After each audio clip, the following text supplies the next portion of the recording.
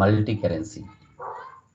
So multi currency అనేది ఎప్పుడు ఏ సిచ్యువేషన్లో మనం యూజ్ చేస్తామంటే, మన బిజినెస్ ఇండియాలో ఉంది అనుకోండి, మన బిజినెస్ వేరే కంట్రీస్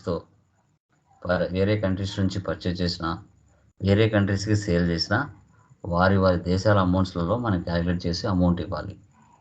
ఇక్కడ ఆస్ట్రేలియా కింద మీరు చూస్తే బాక్స్లో ఆస్ట్రేలియా, కువైట్, దుబాయ్ ఈ 3 దేశాలతో మన బిజినెస్ ట్రాన్సాక్షన్ చేస్తుంది. ఆస్ట్రేలియాకి డాలర్ సింబల్, కువైట్కి దినార్, దుబాయ్కి దిర్హమ్స్.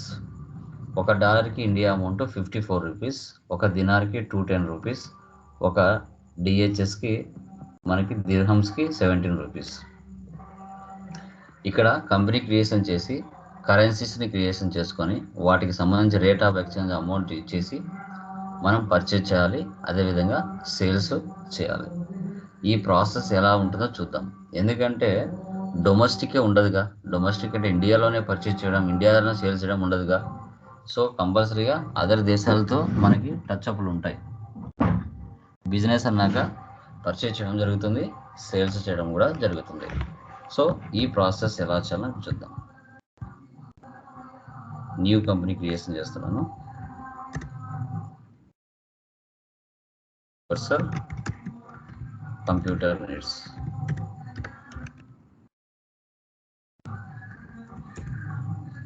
ఆంధ్రప్రదేశ్. టర్నో save. So maintain accounts first option వేసి పెట్టండి. Bill wise no. Maintain inventory, integrate accounts with inventory వేసి పెట్టండి. ఇంకా జిఎస్టీ మనకు అవసరం లేదు, ఈ ఆప్షన్ కూడా అవసరం లేదు.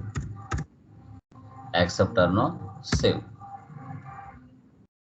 ఎట్ లెడ్జెస్ ఏమేమి ఉన్నాయి? Capital account, next ICICI bank,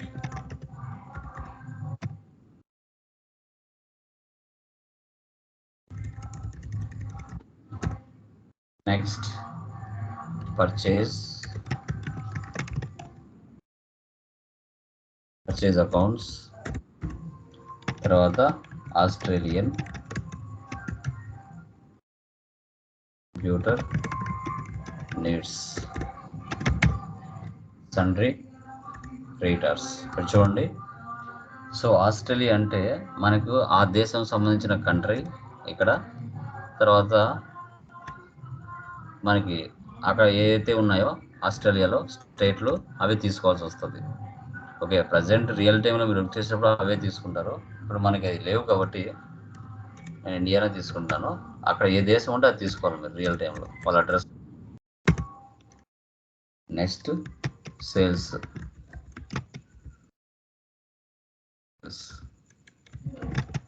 white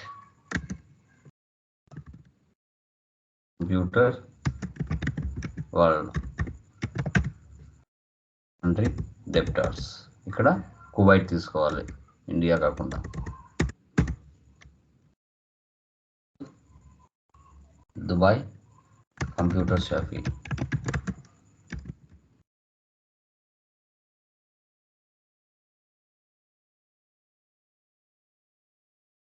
next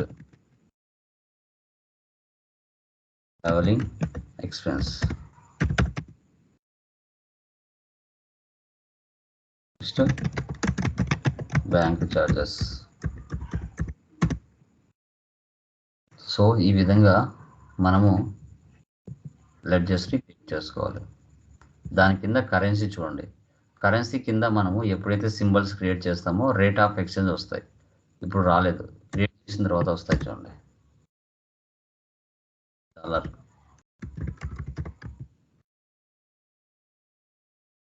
next dinar,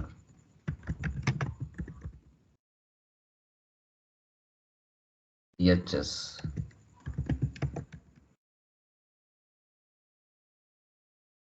ఇలా సింబల్స్ని క్రియేట్ చేసుకోవాలి. ఇండియాది అవసరం లేదు. ఇప్పుడు వచ్చింది చూడండి, ముందు రాదు రేట్ ఆఫ్ ఎక్స్చేంజ్. ఒక డాలర్కి ఇండియా అమౌంట్ ఎంత? 54 రూపీస్. ఒక డిహెచ్ఎస్కి ఇండియా అమౌంట్ ఎంత? 17 రూపీస్. ఒక దినార్కి India amount 320 rupees. Accept or no save. Right, units చేసుకున్నాం. ఫస్ట్ యూనిట్స్ ఏముంది, NOS numbers item Innova P4 laptop numbers ఒకే ఐటమ్ ఉంది. Escape vouchers first the receipt. మీరు డేట్లు మార్చుకుంటూ పోస్ట్ చేసుకోవచ్చు. 14 క్యాపిటల్ ఎంత పెట్టారు, 75 lakhs. ICICI bank. Next cash withdraw from bank 24 Contra.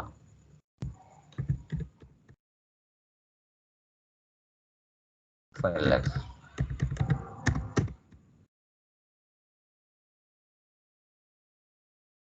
Next purchase Australia.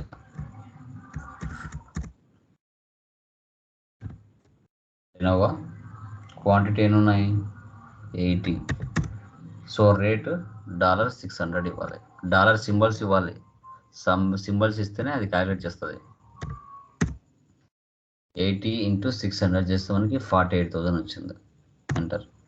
అదే rate in forex, rate of exchange 600కి 54 ఇంటూ చేస్తే 32,400 వచ్చింది. కింద లాస్ట్లో 48,000కి 54 ఇంటూ చేస్తే 25,92,000 వచ్చింది కింద. నెక్స్ట్ సేల్స్ చేస్తున్నాం. ఎవరికి, బయట.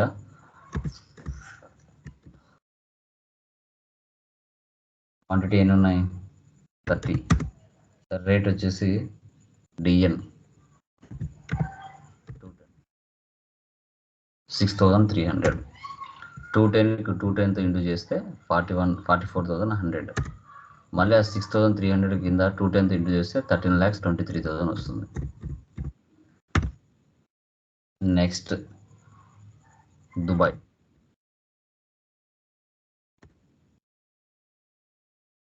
క్వాంటిటీ 40. రేట్ వచ్చేసి డిహెచ్ఎస్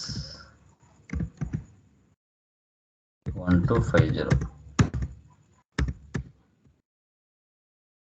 8,50,000. తర్వాత నెక్స్ట్ చెక్ పెయిడ్ 26. పేమెంట్ డేట్లు మార్చుకోవచ్చు అండి. రియల్ టైంలో కంపల్సరీ డేట్లు మార్చుకొని ఎంటర్ చేయొచ్చు.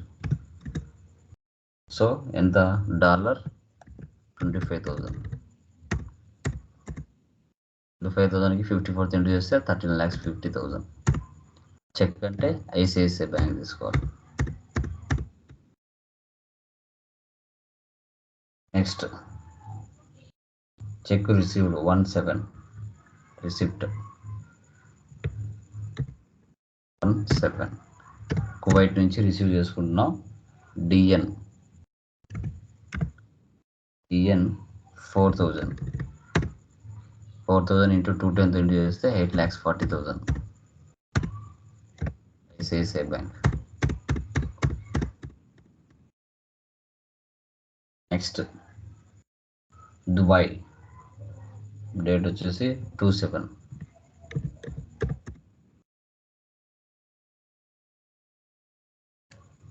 డిహెచ్ఎస్ 5,000.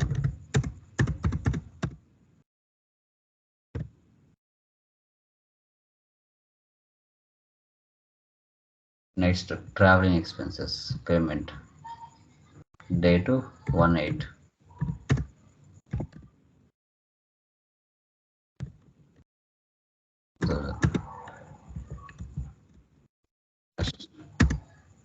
నెక్స్ట్ బ్యాంక్ చార్జెస్, అది కూడా పేమెంటే 28.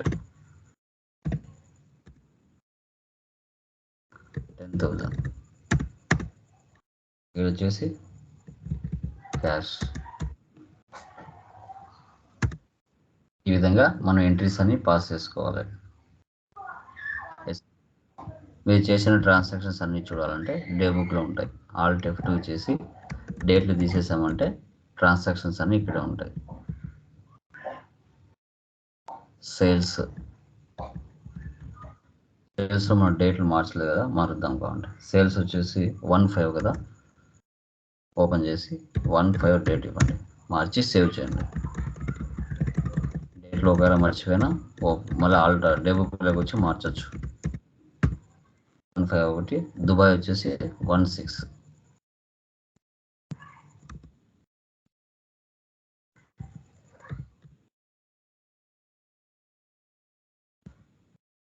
Profit and loss alt F1 expand. Net loss 1,39,000. ఈ ప్లేస్లో ఆల్ట్ C ఇచ్చి డాలర్ సింబల్ ఇస్తే, so dollar Australia amount 40,240 rupees అవుతే ఇండియా అమౌంట్ 21,73,000 అవుతుంది. మళ్ళీ ఆల్ట్ C, రెండు దేశాల అమౌంట్ ఇండియాతో పోలిస్తే ఇక్కడ చూడండి. అదే మనకి దిర్హమ్స్ అయితే కన్నా దుబాయ్ 1,27,823,000. మళ్ళీ ఆల్ట్ C. ఇప్పుడు 4 దేశాల అమౌంట్లతో డిఫరెన్సియేషన్ చూస్తే 4 దేశాల అమౌంట్లు షో చేస్తారు. కువైట్ వచ్చేసి 10,347. అదే దుబాయ్ 1,27,823. అదే ఆస్ట్రేలియా 40,240. 40,240. ఇండియా అమౌంట్ అయితే 21,73,000. ఇలా మనకు డిఫరెన్సియేషన్ అనేది షో చేస్తుంది. ఈ విధంగా ఇతర దేశాలతో మన బిజినెస్ ట్రాన్సాక్షన్ జరిపితే ఫస్ట్ మనం కరెన్సీస్ని క్రియేట్ చేయాలి, తర్వాత రేట్ ఆఫ్ ఎక్స్చేంజ్ ఇచ్చుకోవాలి, తర్వాత ట్రాన్సాక్షన్స్ ఆ సింబల్స్ని ఇచ్చి మనము ఎంటర్ చేయాల్సి వస్తుంది. అలా ఇస్తేనే మనకి వర్కౌట్ అవుతాయి, లేదంటే వర్కౌట్ అవ్వవు. ఓకే, క్లియర్ మా? ఎనీ డౌట్స్ దీంట్లో? ఎవరికైనా డౌట్స్ ఉన్నాయా? Multi currency clear guys? Any doubts please confirm.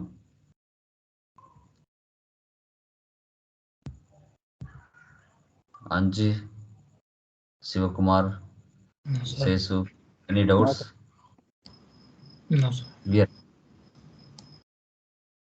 Yeah, అవి చేసేయండి. టుమారో వ్యాట్ గురించి డిస్కషన్ చేద్దాం. ఆడికి నార్మల్ ప్రాబ్లమ్స్ అన్నీ కంప్లీట్ అవుతాయి. డే ఆఫ్టర్ టుమారో నుంచి మనము జిఎస్టీలోకి ఎంటర్ అవుతాం.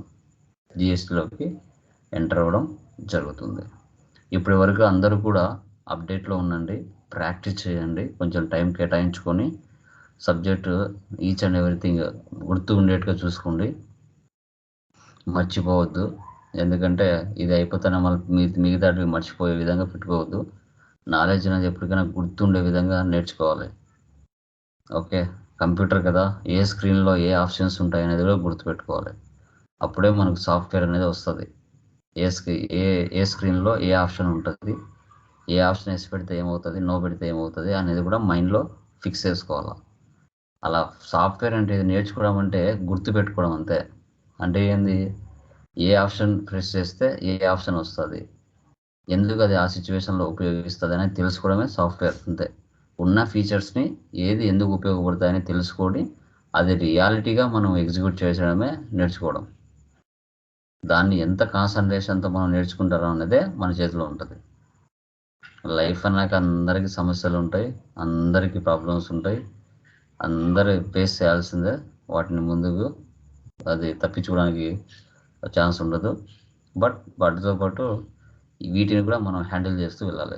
మన లైఫ్లో డబ్బు సంపాదించాలన్నా, లేదంటే సబ్జెక్ట్ పరంగా నేర్చుకోవాలన్నా, మనిషికి వాల్యూ దొరకాలన్నా ఏదో ఒక దాంట్లో మనకి ప్రావీణ్యత ఉండాలి. టాలెంట్ ఉంటేనే సమాజంలో మనకు రెస్పెక్ట్ దొరుకుతుంది, ఒక పొజిషన్ అనేది కూడా వస్తుంది. అలా రావాలంటే నాలెడ్జ్ గెయిన్ చేసుకోవాలి. నాలెడ్జ్కి మించింది ప్రపంచంలో ఏది లేదు.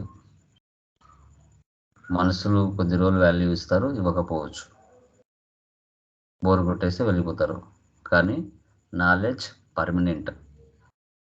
ఆ నాలెడ్జ్ నువ్వు ఎంత ఇంక్రీజ్ చేస్తూ పోతూ ఉంటే నీకు వాల్యూ మార్కెట్లో అంత పెరుగుతూ పోతుంది.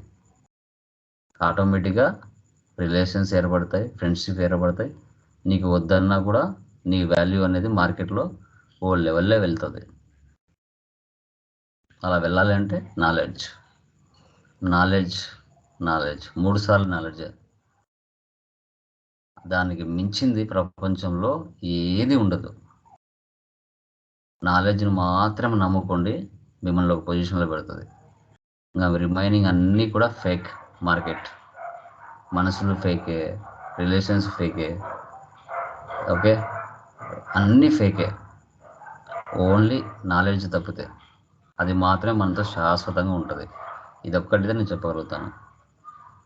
రిలేటివ్స్ ఫేకే, రిలేషన్స్ ఫేకే, ఇంకా రిమైనింగ్ అంతకు మించి ఏవైనా ఫేకే మార్కెట్.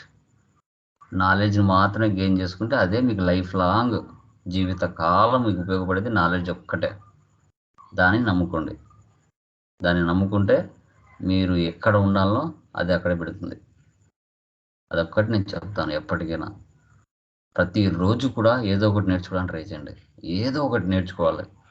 మార్నింగ్ 8 నుంచి మార్నింగ్ 8 అవర్స్ మనకి పర్ డే అనుకుంటే డే టైంలో ఏం నేర్చుకున్నారు ఆ రోజు అనేది క్వశ్చన్ చేసుకొని పడుకోండి. అప్పుడు నువ్వు సక్సెస్ అవుతావు. అందరిలాగే తెల్లవారింది, తిన్నాము, పడుకున్నాం, ఎంజాయ్ చేసాం, పడుకున్నాం, అట్లా వేస్ట్. ఈరోజు నాకు తెలియంది ఏమొచ్చింది, ఏం తెలుసుకున్నా అనేది ఒక్కటి మైండ్లో పెట్టుకొని నీ లైఫ్ని ముందుకు సాగిపోవాలి. ఒక డేని, 1 అవర్ని, 1 మినిట్ని మనం వేస్ట్ చేయకూడదు. వేస్ట్ చేసినారంటే నువ్వు వెనక అంత ఇంత సక్సెస్ అయి ఉండాలి. సక్సెస్ అయి ఉండి టైం వేస్ట్ చేయి, ఒప్పుకుంటాం. సక్సెస్ అయి కాకుండా టైం వేస్ట్ చేస్తే ఒప్పుకోం మార్కెట్లో. అది okay, yeah done. Okay guys, done. అది చేయండి. Okay, bye. టుమారో రిమైన్ చూద్దాం.